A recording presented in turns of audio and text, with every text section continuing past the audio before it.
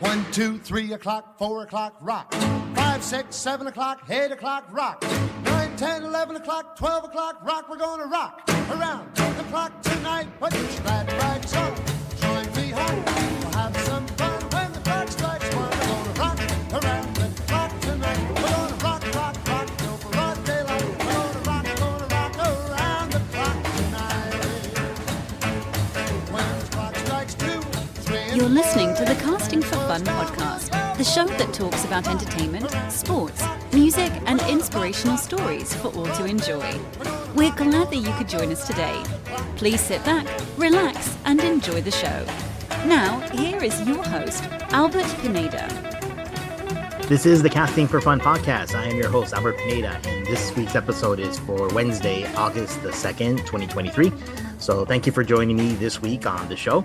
For this week's episode, we're going to be discussing and celebrating the 50th anniversary of the George Lucas classic, American Graffiti. I'm really excited that I get to talk about this movie, and a good friend of the show and movie aficionado, particularly like older movies, Nathan Wolfe, returns to discuss this movie with me. It's really fun. We have a great conversation. We talk about interesting facts about it. It's interesting to learn that technically this movie was the very first Lucasfilm production ever. George Lucas's first movie, THX 1138, technically wasn't under the Lucasfilm banner, but American Graffiti is the first. And again, if you're a huge fan of George Lucas and you love the Star Wars brand, and I think it's likely that you have seen this movie before, but for those who haven't, because again, it's kind of an older movie, turning 50 on August 11th. I'd say give it a watch. It's actually a really cool reflection of the time period for the youth of America in the late 50s, early 60s. And I really like these type of movies. In fact, in my conversation with Nathan, we go into a little bit of a conversation about the movie Can't Hardly Wait, which I feel did the same thing as American Graffiti, except it did it for late 90s kids, which is the demographic that I fall under. So watch American Graffiti, watch Can't Hardly Wait, which actually just celebrated its 25th anniversary earlier this summer, back in June. So I'm mad at myself for missing that. I probably should have done an episode for Can't Hardly Wait. But regardless, though, please enjoy my conversation with Nathan Wolfe in regards to American Graffiti's 50th anniversary. Please enjoy the musical choices that I've selected to accompany this episode, and keep enjoying your summer. I hope everyone's enjoying having lots of fun in the sun, staying cool as you can. We're in the dog days of summer, so this isn't necessarily like the most like funnest time of the year, but I think the fall season's right around the corner, and it's going to be really cool when football's back, at least for me. But anyways, please enjoy this conversation with Nathan Wolfe. This is American Graffiti's 50th anniversary.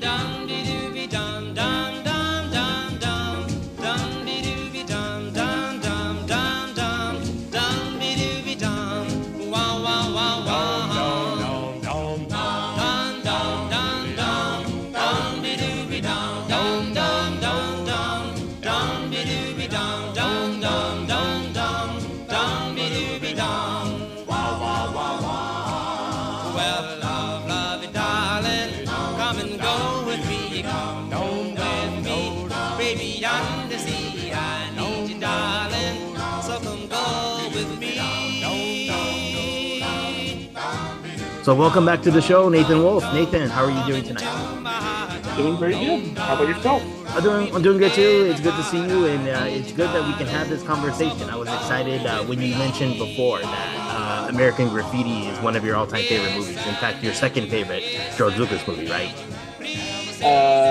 Yes, behind the original Star Wars. Yeah. Oh, okay, very cool. So, American Graffiti is celebrating its 50th anniversary this year. First released, actually, I got the date wrong. I believe it's August 11th of 1973 is when it was first released. So this episode might release a little early, but it's still, I think it's a really cool opportunity to commemorate the 50th anniversary of this movie.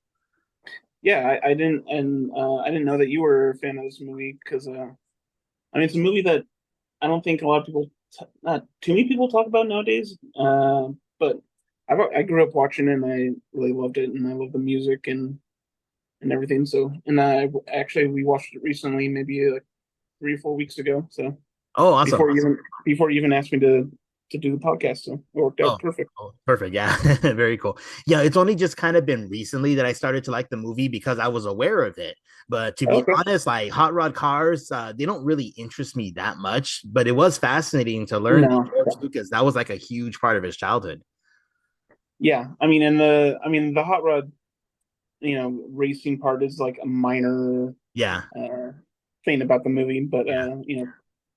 mostly about a couple friends that it's their last night before, supposedly heading off to college and kind of like their last hurrah. So Oh yeah, absolutely, absolutely. So I definitely wanted to talk about the movie, things that we like about it, share some interesting facts. Normally, what we kind of do on the show, mhm. and as I mentioned to you through Messenger, that I wanted to share some comparisons with the movie Can't Hardly Wait. And I know you mentioned you haven't seen it, so no spoilers here for Can't Hardly Wait. But Can't Hardly Wait also celebrated its 25th anniversary a few months ago. I'm kind of bummed at myself that I missed it. I totally forgot about it, but but Right. yeah, it actually shares quite a bit in common with American Graffiti. So I just wanted to share that so the listeners are aware that Can't Hardly Wait, just like American Graffiti, featured several actors who would go on to become famous. None of them as famous as Harrison Ford, but it is kind of interesting that a lot of upstart Hollywood actors and actresses got their start with that movie. And it's also, a teen culture related movie, but obviously different eras. Whereas American Graffiti is covering the 19 early 60s, right? Technically, Yep. Yeah, yeah. When 62. in I'm sorry, Can't Hardly Wait is very much a product of its time of the late 90s. Both movies take place over the course of just one night, and then kind of goes into the aftermath of what happens the next day early in the morning. And what was I gonna say also? And they both feature like music throughout the movie. So I mean, but also Oh, okay. particularly movie music that's kind of related to that time era. So obviously the music of the 50s and 60s was featured in American Graffiti, and then Can't Hardly Wait features a lot of like mid to late 90s music. So the two share in common quite a bit. It's kind of like a coming of age story. So depending if you were a teenager in the late 90s like I was, I mean, it was very a relatable movie for me. Can't Hardly Wait. So I would imagine that's how teenagers felt in the early 70s watching American Graffiti, or maybe more specifically, people who were teenagers in the 50s and 60s and then Yeah, saw yeah. it when it was released, right? Yeah, Can't Hardly Wait, was that 97 or 98 that it came out? 98, 98. Oh, okay. Yeah, I don't know why I never got around to seeing it. It's just sometimes movies just pass you by, but that's one that's people have been like, tell me I should watch it and I would enjoy it, and so I just need to sit down and do the homework. So Yeah, yeah. Okay, so one minor thing that I'll just share with you. I think you mentioned before you were a fan of the show Freaks and Geeks, right? that is might be my favorite TV show. Oh, So very cool, very cool. So Jason Segel makes a cameo appearance in Can't Hardly Wait just 1 year before. So 98 was oh, okay. Can't Hardly Wait, 99, I believe, was Freaks and Geeks. So it was kind of cool. Just a lot of people randomly show up and Can't Hardly Wait. And then you watch it and you think, oh, yeah, I know that person. I know that person. That's kind of cool. So yeah, give it a watch whenever you get a chance. Okay, is Ethan Embry in that movie? He is. Yeah, he's the lead Awesome. along with Jennifer Love Hewitt. They're the two leads of the movie. Okay, awesome. I like him a lot. We just watched That Thing You Do a week ago. So Oh, very cool. I think you'll enjoy it. I think you'll like Can't yeah. Hardly Wait. Cool, sweet.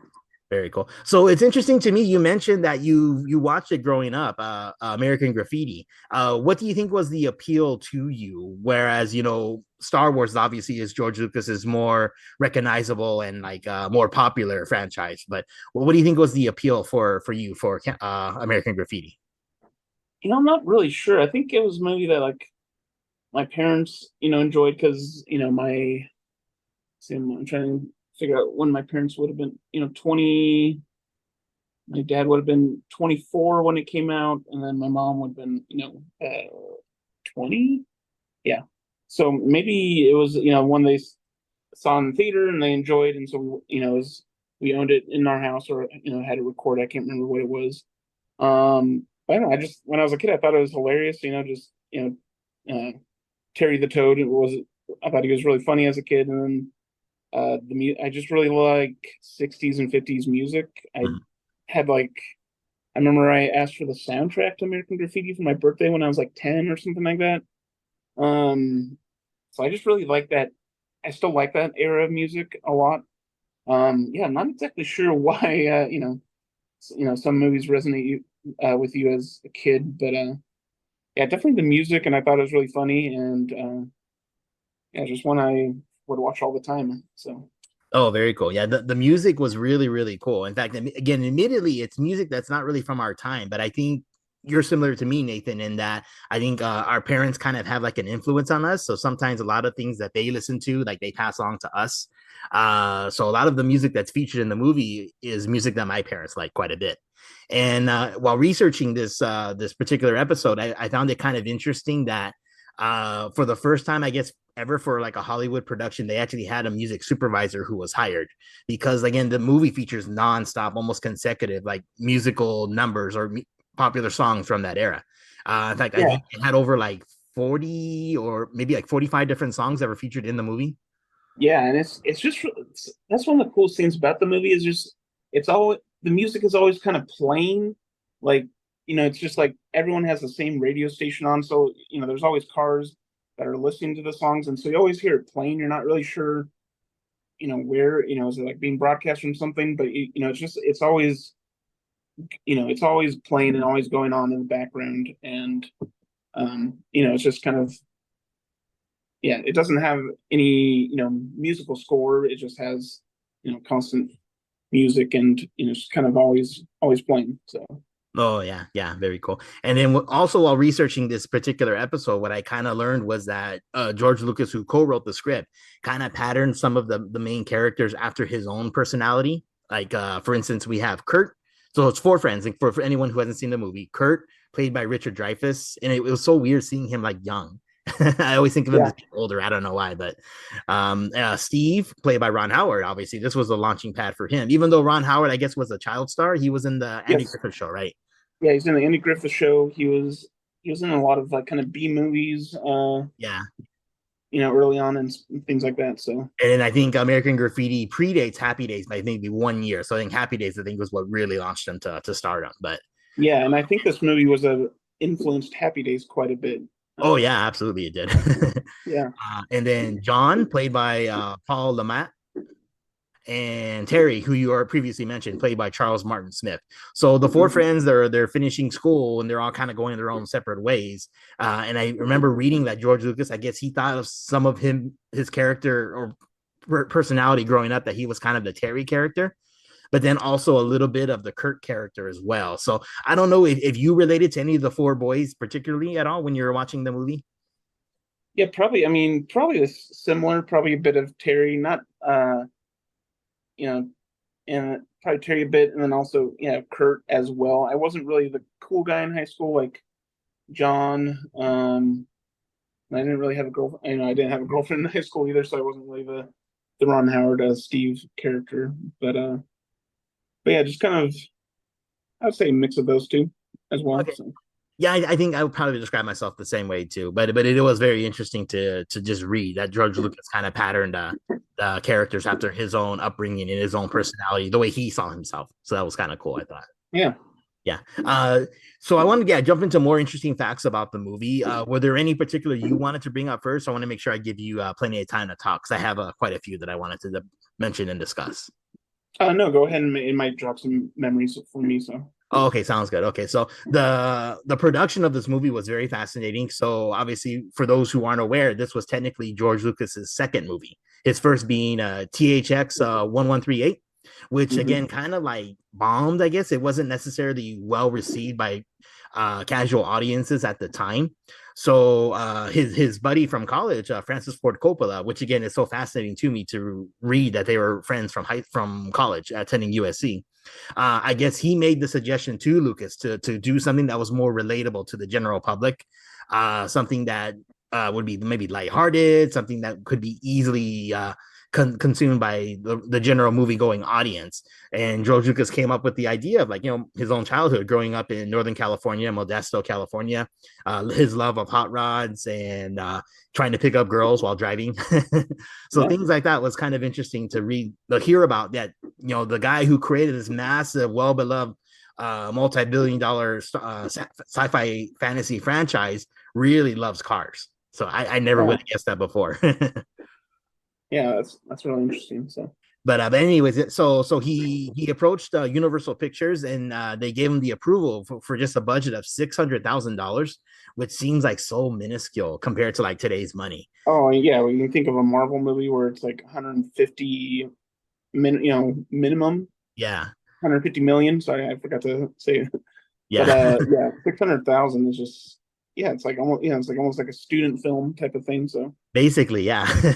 But then it was interesting that Coppola, who had given George Lucas the encouragement to pursue this project, at the time he had just won the Oscar for Best Picture for The Godfather, so he had a lot of pull with the movie executives and said, "Hey, I mean, give this guy more money." So they gave him more. In fact, and he also convinced the studio execs who wanted to do this as a made-for-TV movie to actually release it theatrically. So it was kind of interesting to read that Coppola's influence is what actually got the movie made. Without it, I mean, George Lucas would have been lost without his help. So it was kind of interesting to read about that as well. yeah, and actually, sorry, I just thought of an interesting thing I remember reading about. I think it was like they didn't have like kind of going along with the budget. They didn't have enough money to pay all the extras and people in it. So Yeah, that so George Lucas gave them like screen credit, which was not a normal thing at the time. But now you see at the end of every movie, you see hundreds, if not thousands, of names associated with the movie. But yeah, that wasn't a thing at the time, and so it's just really fascinating that he's like, "I will give you credit for a movie, on a movie, and in lieu of pay." So Oh yeah, it's interesting to learn that throughout his history, George Lucas has been one to kind of be like the march to the beat of his own drum, basically, like not yeah, do what's conventional. Like for instance, he eliminated the opening credits from the Star Wars movies, like said, I'm not going to do this at all, and had to like leave, I guess, like the Hollywood Guild or something of that effect because the executives were like demanding him to do it, and he had to pay money out of his own pocket to get it done his way. But now you see so many movies like don't do the opening credits at the beginning. oh yeah, I mean, it's very. I'm trying to think of more recent movies that don't do that, but I mean, I guess, but yeah, Most of the it's Marvel definitely movies don't. I think most of true. Christopher Nolan movies don't as well. So Yeah, they just kind of start, which is yeah, nice. Or I kind of like that it doesn't drag on into the beginning, just kind of cut straight to the chase. So yeah, exactly. So as mentioned, George Lucas was the co-writer for this movie, but he had worked with a husband and wife couple, Willard Huck, if I'm saying his name right, and Gloria Katz, who also co-wrote Temple of Doom and Howard the Duck with George Lucas. So I mean, they work together well with him. Some projects great like Temple of Doom, and some maybe not so great like Howard the Duck. But yeah, it was nice that I think George Lucas liked working with a lot of the same people. yeah, Yeah, and then Wolfman Jack. This was an interesting one. So this ties into what we talked about before with the Weird Al biopic with Daniel Radcliffe. So that's right. Wolfman Jack is featured prominently throughout the movie, and I didn't know this, but he was a real actual DJ in real life, a really popular one too, and he plays himself in the movie. And when we finally get to meet him, it's really cool getting to see his persona on screen. But it was so interesting when I saw it, and I thought to myself, "Hey, I recognize him. Where is he from? Oh, that's right, Jack Black plays him in the Weird Al biopic." And it's Yeah, it's interesting to learn the pool that. party thing. Yeah, the pool part. Yeah, exactly. And I believe in the movie, and sorry, the biopic, it's portrayed that Dr. Demento, played by Rainn Wilson, and Wolfman Jack. I guess like there's animosity, they're rivals, but I guess they were in real life as well, which is kind of fascinating to learn. Oh, I did not know that. That's interesting. Yeah, but I thought it was kind of cool that it ties into something else we talked about before on the podcast. I guess when we just talk about random pop culture stuff, like I guess there's going to be tie-ins for sure.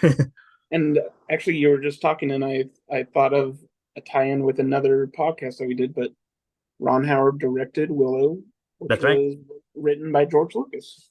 Absolutely. Yeah. So Very cool. that's just crazy. All the tie-ins and Another Ron Howard stat that I wanted to throw out really quick as well. This was technically his very last movie appearance as an actual like credited actor. I mean, again, he obviously did Happy Days show well after that, but it was after Happy Days that he went into directing, which he's probably best known for being a director more so than an actor. But again, I thought that was kind of interesting too. Let's see here. 50s and 60s culture, I think, is really cool. So, I mean, I've seen it portrayed many, many times in many movies and TV shows. So it's a culture that I always thought was really cool. Like the concept of like going to the drive-ins where the girls are serving you on their roller skates.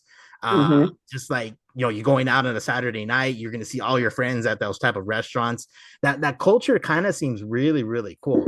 I mean, I'm kind of happy that I grew up in the 90s as a teenager, but I often wonder what life would have been like had I grown up in the 50s or 60s, or at least the early 60s. So I don't know if that's as well as something that you're into. Was that maybe relatable as far as the movie goes, like the type of culture that's presented in American Graffiti? Yeah, that's a good point. It's just kind of uh maybe it's like the grass is always greener type of thing. It's like Yeah. always like, oh, that looked like a fun way to grow up, and things like that.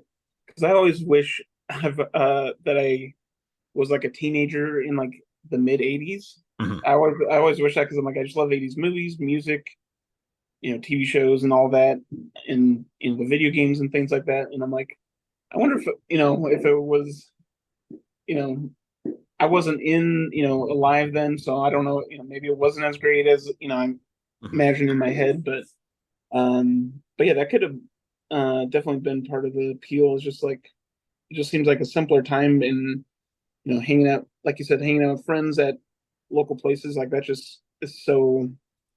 There's a little bit of that in the '90s with me growing up, but not you know nearly as prevalent as it is in this movie, and as what people have talked about in the '50s and '60s. So. Mm-hmm. Oh, absolutely. Yeah. Yeah. And so again, like you, I also rewatched the movie. But I guess for your case, it was just purely coincidental. For me, I was preparing for this episode of the podcast. There was actually two things that I've kind of noticed that were kind of interesting. One that's, I guess, kind of related to culture of the 50s, late or early 60s, and then one that I think actually is a tie-in to The Mandalorian. So another Lucasfilm project, which is kind of interesting to learn. So first, let me go into the Lucasfilm connection that I saw. So Okay. in the movie, John Milner, he picks up a young girl, which is kind of weird, but again, he was trying to pick up on lots of girls, and that's the one who went into the car with him. And I Yeah, he didn't noticed know that, he didn't know she was that young. So. yeah, that's true. That in his defense, he didn't. But so see, she's riding in the car with him, and she's kind of like fiddling with the knob thing on like the gear shift, and That's like right. and he's telling her, don't do that, don't mess around with that. And then he finally just gives in and like says, okay, just take it with you. And I'm thinking to myself as I'm watching that looks so familiar. And then I realized, oh, that's an exact like mimic of the scene from the Mandalorian where Mando like gives it to Grogu because he kept playing around with it from the Razor Crest. So I'm wondering if Dave Filoni and Jon Favreau, who used many like Lucasfilm ties into the Mandalorian, probably saw that really obscure reference and said, hey, let's fit that into the movie somehow, or fit it into our show because we saw it in American Graffiti. That's funny you picked up on that, because I didn't. And as soon as you said, I'm like, oh yeah, yeah. I know you call him by his actual name. I still call him Baby Yoda, Yeah. but I was like, oh yeah, that's just like Baby Yoda, and he kept fiddling around with the thing in the Razor Crest. So that's cool. Yeah, So yeah. So I'm glad you kind of caught on that too, because I'm thinking that really looks like they did take that inspiration from American Graffiti, but at the same time, I could be thinking, maybe I'm just making that up, and it's just in my head. yeah, it could be like a little homage to George Lucas and things like that. So Yeah, they're film fans and things like that. I'm sure they watched American Graffiti growing up. So. yeah, yeah, yeah. And actually, one other thing that I wanted to mention as well that I think kind of was inspiration, or I don't know. Again, this could just be in my head, but to me, after watching it again, or watching this movie again, it seemed to me that Ron Howard's character Steve is kind of patterned, or like I guess technically because this movie came out first. Luke Skywalker is kind of patterned after the Steve character, because sometimes the mannerisms, the way he sounds, like sometimes even his whiny kind of complaining attitude, it kind of reminded me of Luke.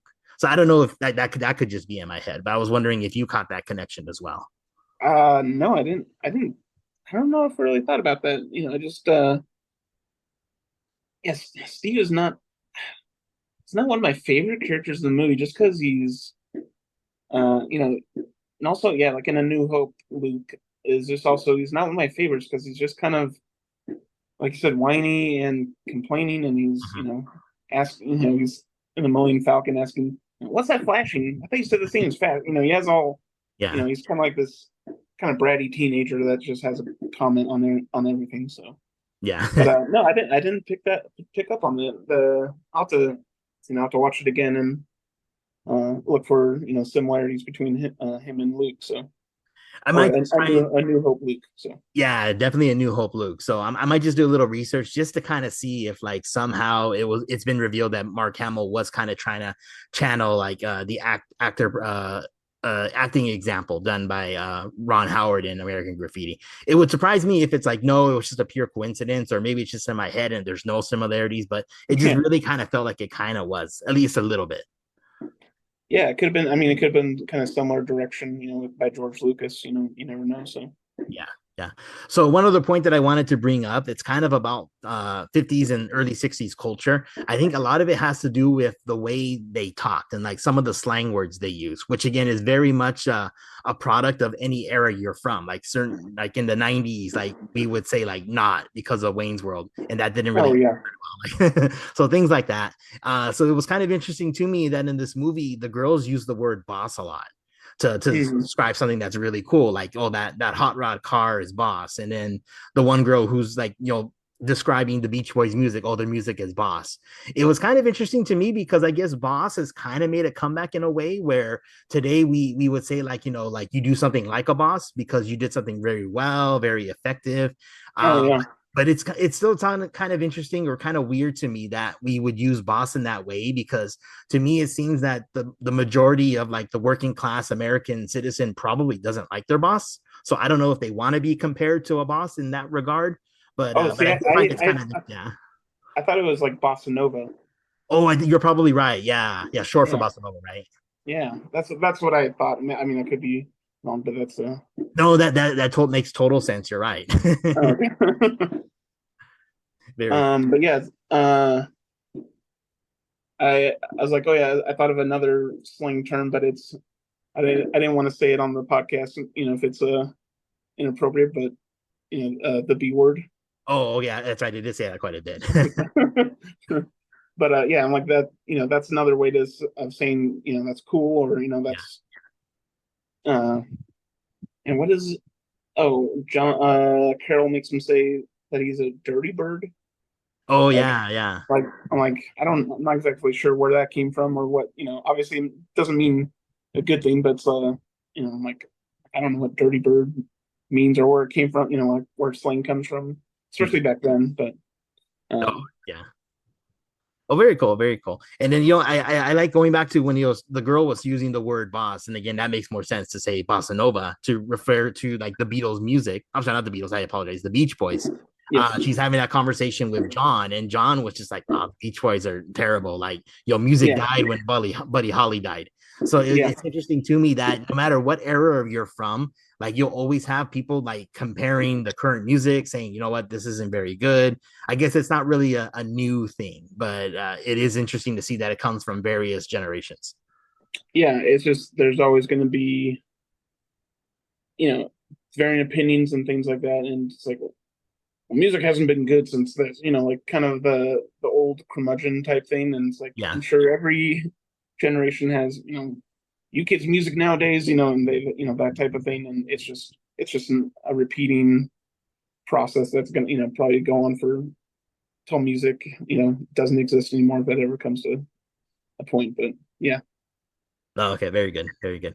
That was kind of the talking points that I wanted to go over. Was there anything else from the movie that you really enjoyed, whether it was a specific scene or just any other fascinating facts that you can think of? um I guess one of my favorite stories in the movie is Kurt kind of getting like becoming part of the Pharaohs, the gang, Oh like yeah, yeah. inadvertently, that he's sitting on, I think it's their leader's car, like they're borrowing it for the night, and he's sitting on it just like just kind of listening to music or watching TV through the store window or something. I can't remember exactly what he's doing, but he's just kind of bored sitting on the car, and they're like, come on, you scratch the hood, and then so they take him with them because they're trying to decide what to do with him, if they're gonna drag him by the car, like make him do some sort of crazy thing. And I just I just like how that just keeps escalating. They go and steal money from like a mini golf course, like pinball arcade, and then they end up he ends up you know hooking on the axle of the police car, and they're like they want him in the Ferals. Also, it's like it's his last night, but he's like part of a gang. So I always thought that was a funny storyline. But Oh, that's really cool. Yeah, it was cool to see all the stories occur, and then they kind of intertwine where like certain people will run into each other again throughout the yeah, course of the night. So that whole concept was really really cool. In fact, I mean, I had to do a little more research to confirm this, but I think American Graffiti was the first movie to kind of really do that. And then there's been several since. In fact, we mentioned Can't Hardly Wait. And then actually before Can't Hardly Wait, a couple years before, there was Dazed and Confused, which yeah, also kind of had like the same concept of like, over the course of just one night, and then also launching many careers with that movie as well. So that type of movie I always found to be really fascinating, how it captures that generation's culture. And it's just really fun and really relatable. And I think the concept of like doing a movie just over the span of like an evening, I think it gets the flow, the story moving pretty well. So like you don't really have any downtime. It's like something's happening. There's something else going on in the movie. if something is slowing down for one character group, or you jump to another one. And yeah, how he talked about how Terry and what's the girl that he picks up, what's her name? It's not Cindy, is it? I think it started with a C, right? Oh man, I should have. Anyways, oh, he said she looks like Connie Stevens. Anyways, yeah, they get their car stolen, which is actually Steve's car, and then they run into Steve, and he thinks like her car got stolen. Like the dots aren't connecting that it was actually his car that was stolen from. And yeah, it's just funny that I never. It's like when you talk about how this was like a first of a lot of things. Like you never, like you grow up watching movies like this, and then you don't realize that this was the first one that did it. It's just fascinating to me. Oh, absolutely. Yeah. Yeah, me too. Did you have anything else from American Graffiti that you wanted to bring up or discuss? No, I think that's about it. So it's just Oh, a very great movie, and I highly recommend it if people haven't seen it. Obviously there's some spoilers, but I mean, even if there's some spoilers, I definitely highly recommend it. It's great music, great acting. It's funny. It's just a lot of fun. So Oh, absolutely. Totally agree. I mean, again, it's if you love 50s and 60s cultures, I mean, you definitely should watch this movie. But again, like it's cool just to see younger people like break into the business and get to see them in their earlier acting careers, which is really cool. And then we haven't even mentioned. Oh, we briefly mentioned Harrison Ford. So before he got that's great. Yeah. superstardom, was in this movie, and as was Cindy Williams, who would go on to become Shirley from Laverne and Shirley. So a really popular sitcom from the 70s as well. So yeah, I mean, lots of really cool talent to see on screen. And as Nathan mentioned, the music's fantastic if you love that culture. And then it's a really just engaging, fun story, even though it's kind of a lot of like several random plot points that kind of all come together or like they're occurring at the same time. It's still just a lot of fun. So I definitely recommend this movie for anyone who hasn't seen it. And if you have seen it and it's been a while since you've seen it, yeah, definitely watch it to celebrate its 50th anniversary coming up. Yeah, and yeah, you said there's like kind of a lot of plot points, but it doesn't feel disjointed, or like it doesn't feel too all over the place. It's kind of a tight movie with, as far as it doesn't get too crazy, and yeah, just everything makes sense. And also it's kind of interesting that was it like 2 years later that Richard Dreyfuss was in Jaws after this? Wasn't Oh, it Jaws was, yeah, 75? and I think 75 or 76. Yeah, and he looks like from American Graffiti to Jaws, he looks like he's like 15 years older. I think if the Yeah. beard, does it in Jaws, but it's just, yeah, I'm like, oh, that's only 2 or 3 years later that he did Jaws. That's crazy. It just seems like a bigger gap than that. But Oh yeah, absolutely. Yeah. So very cool. Well, if there's nothing else for tonight, Nathan, thank you for joining me to go over this movie. I mean, again, maybe it's a shorter episode of our podcast, but it was still just fun for me just to talk about this movie. I mean, go back and rewatch it and then talk about it with you now and learn interesting new things about it. And if anyone who hasn't seen it is now sold and yes, I want to watch this movie, then perfect. I mean, mission accomplished as far as the podcast goes. I think it's streaming on Netflix right now. Is that where you watched it? I went ahead and bought it digitally, so it's in Perfect. my digital library. Yeah, Netflix. That's good to hear. That it's there. Not think on that's where I Disney watched Plus. it. That's kind of interesting. Not on Disney Plus, but Yeah, I guess I'm not sure who. I think it's a Universal movie, isn't it? oh, you're right. Yeah. So I guess the deal for the purchase of Lucasfilm, I guess it didn't necessarily encompass everything. Probably, yeah, I'm guessing. Yeah. Oh, and I was curious, did you watch this with your wife or just you or? I just watched it by myself. Yeah. So Oh, okay. I'm gonna try and convince my wife, see if she'll want to watch it. She might. She might be interested. Has she seen it before or not? Or I don't think she has. No. okay. I did watch it with Maddie, and she was not a fan of it, which is fine. Maybe you had a.